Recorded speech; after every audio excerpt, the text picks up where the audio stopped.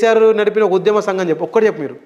సింగరేణి కార్మికులను జతకట్టిండా, ఉద్యమ విద్యార్థి విభాగానికి సంబంధించిన ఉస్మాన్ యూనివర్సిటీ జంకును కట్టిండా, పిడమర్తి రవాణానో, ఎర్రోల సీనన్ననో, లేకపోతే బల్క సుమన్ అన్ననో, ఇంకా రకరకాల వ్యక్తులు అక్కడ ఉన్న వ్యక్తులు కట్టిరు కావచ్చు. మన మైపాల్ యాదవ్ అన్నను, లేకపోతే ఇంకా రకరకాల వ్యక్తులు, మన కోట సీనన్నను, మా కందుల మదన్నను, బాలాజీ యాదవ్ అన్నను, వీళ్ళు కట్టిరు కదా. నువ్వు నిమ్మరసం తాగినప్పుడు ఇదే దరువేలన గజం గజం ఎగిరి నీ మీద పాట పాడిండు కదా. నీ నిమ్మరసం కోసము అర రోజు అదే ఉంటుంది కదా, నిమ్మరసం కోసం కాదురా తెలంగాణ వచ్చింది, అరదీక్ష చేసాడు కాదురా అని చెప్పేసి అదే దండు కట్టి పాట పాడి దెబ్బకే నిన్ను మళ్ళీ అమరని కూర్చున్నట్టు చేసి 10 ఏళ్ళుగా మీరు కేసీఆర్ని ఇట్లా అంటే ఆయన పనులన్నీ మీరు వ్యతిరేకించి చెప్తున్నారు కాబట్టి ఒక కానిస్టేబుల్గా కూడా సక్రమంగా డ్యూటీ చేయలేకపోయారు. లేదా ఆయన పొగుడుతుంటే మాత్రం ఈ పాటికి SICL అవుతుండేనేమో అని చెప్పి. లేదు, కేసీఆర్ను దగ్గరుండి కేసీఆర్ తోటి ఒక 18 సార్లు జర్నీ చేసినోండి కాబట్టి కేసీఆర్ అత్యంత దగ్గర చూసి కేసీఆర్ తోటి టిఫిన్ చేసి కేసీఆర్ తోటి జర్నీ చేసి కేసీఆర్ను చాలా దగ్గర చూసిన వ్యక్తులలో నేను ఒకని, చాలా మందిలో నేను ఒకని. So KCR way of thoughts ఎట్లుంటాయి, కేసీఆర్ ఏం ఆలోచిస్తాడు, కేసీఆర్ ఏం చేస్తాడు, కేసీఆర్ దగ్గర ఉన్న PSOలు కావచ్చు, అంత ముందుకున్న PSOలు కావచ్చు, అంతా నా బ్యాచ్ వాళ్ళు ఉన్నారు, మొత్తం నా బ్యాచ్ ఉన్నారు. సార్ విధి విధానాలను నేను ఎప్పుడు డిస్కస్ చేస్తూ ఉంటా. సో ఎర్రం నాయుడు కావచ్చు, లేకపోతే ఆంధ్రాలో ఉన్న వాళ్ళు కూడా గన్మేలు నా వాళ్ళు, గుంటూరు వాళ్ళు కావచ్చు, సార్ దగ్గర ఉన్న వాళ్ళు నాలుగు, ఈయన గురించి ఏం మాట్లాడతారు అనేది దివంగత ఎర్రం నాయుడు కావచ్చు, రామకృష్ణ ఉన్నవాడు ఆయన కూడా ఉన్నాడు కదా, ఇప్పుడు ఉన్నాడు ఎంపీగా ఉన్నాడు, చాలా మంది ఉన్నారు. వాళ్ళ గన్మేలు అంతా నా బ్యాచ్ వాళ్ళు, వీళ్ళతో నేను షేర్ చేసుకుంటారు కేసీఆర్ గురించి ఏం మాట్లాడతారా అని చెప్పేసి. నేను ఊగానే ఫోన్ చేసుకుంటూ వీళ్ళు ఏం చేస్తారు వాళ్ళు ఏం చేస్తారు. ఈ రోజు వరకు కూడా కేసీఆర్ సంబంధించిన సిద్దిపేటలో వాళ్ళు చాలా మంది ఉంటారు, వాళ్ళ ఫ్రెండ్స్. మళ్ళీ దుబ్బాక లచ్చపేటలో కూడా సార్ ఉన్నారు. సార్ వేవ్ థాట్స్ ఎట్టుంటే ఏంటి అనేది మొత్తం నేను కనుక్కుంటా, అనలైజ్ చేస్తుంటా. సార్ ఎంతసేపు ఏం చేస్తారంటే తనకు సంబంధించింది ఏం కావాలి, తనకు సంబంధించిన వర్గాలు, తన కుటుంబాలకు తనకు సంబంధించిన ఏం కావాలో అదే ఆలోచిస్తాడు. మిగతాదా నాకు అనవసరం. ఆల నరేంద్ర అనే ఒక వ్యక్తిని తొక్కి వారేసినంటే అర్థం చేసుకో. ఆల నరేంద్ర, టైగర్ నరేంద్ర అనే ఒక వ్యక్తి బీజేపీ నాయకుడిని ఎట్లా చీమ నలిపేసిండు. పార్టీని పెట్టి పార్టీని విలీనం చేసి అటు పాడగొట్టిండు.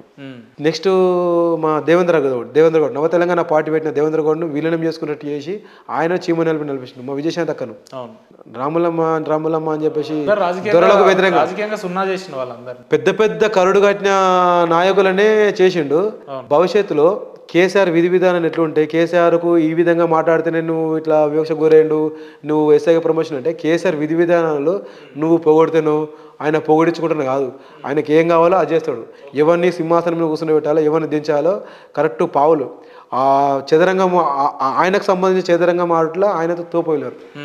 ఆ చదరంగంలోకి కోదనం సార్ పోలే, ఆ చదరంగంలోకి మన జయశంకర్ సార్ పోలే, ఆ చదరంగంలోకి తిన్మార్మలను పోలే, ఆ చదరంగంలోకి చెరుకు సుధాకర్ అన్న లాస్ట్ టైంలో పోయిండు. అసలు ఆ చదరంగంలో ఆ పావు ఎందుకు పోయిందో తెలియదు, అర్థం కాలేదు. మాట్లాడినా చెరుకు సార్ అన్న సుధాకర్ అన్న ఇంటర్వ్యూ చేయండి, నేను ఒక 15 నిమిషాలు మాట్లాడినా. అన్న ఏందన్నా ఇట్లాంటి నిర్ణయం తీసుకున్నావు, మీరు ఏ నిర్ణయం తీసుకుని స్వాగతిస్తాం, కానీ మీ నిర్ణయం మేము అసలు కాదంటున్నామన్నా, మీరు రండి అన్న అంటే సుధాకర్ అన్న కొన్ని విషయాలు చెప్పిండు, అంటే మీడియా ముందు చెప్పలేను, చెప్పిండు. సరేనా మీరు ఎక్కడున్నా బహుజన బిడ్డ, మంచి సిన్సియర్గా పీడీ యాక్ట్, తెలంగాణ ఉద్యమంలో మొట్టమొదటి పీడీ యాక్ట్ ఎదుర్కొన్న వ్యక్తి, మీ మీద మా రెస్పెక్ట్ ఉంటుంది అన్న. సో మీరు మాత్రం కొంచెం జాగ్రత్తగా ఉండన్న, మనసు మార్చుకోండి అన్న. మీరు ఎన్నిసార్లు పార్టీ మారినా తెలంగాణ ఉద్యమకారులు కావచ్చు, ప్రజల నుంచి మీకు యాక్సెప్ట్ ఉంటుంది, ఎగ్జిట్ ఉంటుంది, యాక్సెప్ట్ ఉంటుంది, అదే గౌరవం ఉంటుంది అన్న. మీ విషయంలో కావచ్చు, ఏపూరు సోమన్న విషయంలో కావచ్చు, ఉద్యమకారులకు సంబంధించిన కోదనం సార్ విషయంలో కావచ్చు, ఎవరన్నా మీరు ఎక్కడికి పోయినా మంచిగా ఉండాలన్నా ఉంటుంది, యాక్సెప్ట్ ఉంటుంది. కాబట్టి మీరు పోండానన్నారు. కేసీఆర్ నాకు ప్రమోషన్ ఇస్తాడు, నువ్వు ప్రమోషన్ ఇస్తాను కాదు, అక్కడ ఒక భయంకరమైన వ్యక్తిని అక్కడ నాకు అడ్డు కూడా ఉన్నాడు అన్నట్టు. సో నేనంతా అనుకోలే కేసీఆర్ నాకు ప్రమోషన్ ఇస్తాడు అని నేను అనుకోలే.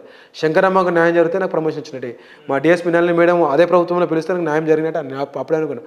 వాళ్ళకే జరిగిన న్యాయం నాకు ఎట్లా జరుగుతుంది అనుకుంటా, తప్పు ముచ్చటది. ఇంకా రాబోయే రోజుల్లో జరుగుతుందనే కనీసం అదే పోయింది కదన్న. ఇక కనుమరుగే ఏదైనా కుట్రలు చేసి మళ్ళీ ఇక్కడున్న ప్రభుత్వం నుంచి 12 మంది వెల్లమ సామాజిక వర్గములు కాంగ్రెస్లో ఉన్నారు కదా. సో ఆ 12 మంది అరే మన సామాజిక వర్గం రాబాయ్ మీరు మనం ఒక సామ్రాజ్యాన్ని విస్తరిస్తాము, ఇట్లా కాదురా అని చెప్పేసి మళ్ళీ ఈ 12 మందే, మిగతా వాళ్ళు పోతారా పోరని తెలియదు కానీ ఈ 12 మంది వెల్లమ సామాజిక వర్గం నుంచి కొద్దిగా మాకు అభద్రత బాగున్నాడు. అరే వీళ్ళు ఇట్లా సేమ్ సామాజిక వర్గం అని చెప్పేసి పుసుకున్న వేరు అనుకో, పరిస్థితి ఏందన్న మాట 5 సంవత్సరాలు కూర్చుంటా కావచ్చు, లేకపోతే ఉద్యోగం పోతుండొచ్చు. కానీ తెలంగాణ కోసం నిలబడుతున్నా కదా అన్న. కడ వరకు నేను తెలంగాణ కోసం నిలబడే వ్యక్తిని కానీ ఉద్యోగం చేసుకున్నా నా ఉద్యోగము హానెస్ట్గా సిన్సియర్గా నిజాయితీగా డిపార్ట్మెంట్కి సంబంధించి ఎలాంటి రిమార్క్ లేకుండా డిపార్ట్మెంట్ పేరు చెడు పేరు రాకుండా నా ఉద్యోగం చేసుకుంటూ సామాజిక కార్యక్రమాలలో ఇవి చేసుకుంటూ పోతున్న వ్యక్తిని నేను. ఈ 12 మంది భవిష్యత్తులో ఏమవుతారు అనేది భయం అవుతుంది. మారరు 100%. ఒకవేళ భవిష్యత్తులో ఇప్పుడు వాళ్ళ మార్గాలు అట్లే ఉన్నాయి అన్నాడు. భవిష్యత్తులో ఈ 12 మంది పుసుకున్న వెలమ సామాజిక అరే మనది కాదు పద్మనాయక సామ్రాజ్యం మనది, రాచకొండ సామ్రాజ్యం మనది, 22 కాన్వేలు మనకు ఉన్నాయి. ఆ 22 కాన్వేలు దీనికోసమే కేసీఆర్ కాన్వే కాదు. రేపు భవిష్యత్తులో అటు చాలా మందికి ఏమనుకుంటారు అంటే 22 కాన్వాయ్లు విజయవాడలో ఉన్నాయంటే విజయవాడలో ఉన్నాయి ల్యాండ్ క్రూజర్లు 22 ఉన్నాయని చెప్పేసి అంటారు కదా. 22 మంది ఏంటంటే రేపు మన ప్రభుత్వం అక్కడిక్కడ ఉన్న వీళ్ళకి కొంత డబ్బు ఇచ్చి 100 కోట్లు 200 కోట్లు ఇచ్చి ఒక్కొక్కరికి ఒక కాన్వాయ్ ఇద్దాము అనే థాట్స్ ఉన్నాయి నాకు. ఈయన కాన్వాయ్ కాకుండా ఈ థాట్స్ అని ఇద్దామని ఒక ఆలోచన ఉన్నాయి అన్నాడు. సో అది బెడ్స్ కొట్టింది అన్నాడు, మరీ ఘోరంగా బెడ్స్ కొట్టింది అన్నాడు. ఆ బెడ్స్ కొట్టిన దాంట్లో అంటే బీఆర్ఎస్ ప్రభుత్వాన్ని ముఖ్యంగా ఓడగొట్టింది నిరుద్యోగులు ఒక అంశం అయితే, ప్రజల నుంచి వ్యతిరేకత వచ్చింది ఒక అంశం అయితే, ముఖ్యంగా విద్యార్థి విభాగాన్ని నిరుద్యోగ విభాగాన్ని చైతన్యం చేసిన మీలాంటి వాళ్ళు కావచ్చు, లేకపోతే తిన్మర్ మల్లన్న లాంటి తొలి వెలుగు రగన్న లాంటి వాయిస్ కావచ్చు, మైపాల్ యాదవ్ లాంటి వాయిస్ కావచ్చు, కాలోజీ టీవీ వాళ్ళు కావచ్చు, ఇట్లాంటి ప్రెజర్ గ్రూప్ ఒకటి అయితే, రెండోది సింహభాగం ఇక్కడ Akunuri Murali sir Praveen sir BSP నుంచి కావాలి. ఈ స్థానాలను దగ్గర 14 స్థానాలను ఓడగొట్టారు ప్రవీణ్ సార్ నుంచి. సో వాస్తవానికి బీఆర్ఎస్ ప్రభుత్వం అధికారం రావాలి. ఈ ప్రెజర్ గ్రూప్ ఏం చేసిందంటే బాగా పనిచేసింది జనాలలోకి వెళ్ళిపోయి. సో అధికారాన్ని 64 స్థానాలను కాంగ్రెస్ ప్రభుత్వాన్ని అక్కడ నిలబెట్టింది, వీళ్ళని ఇక్కడ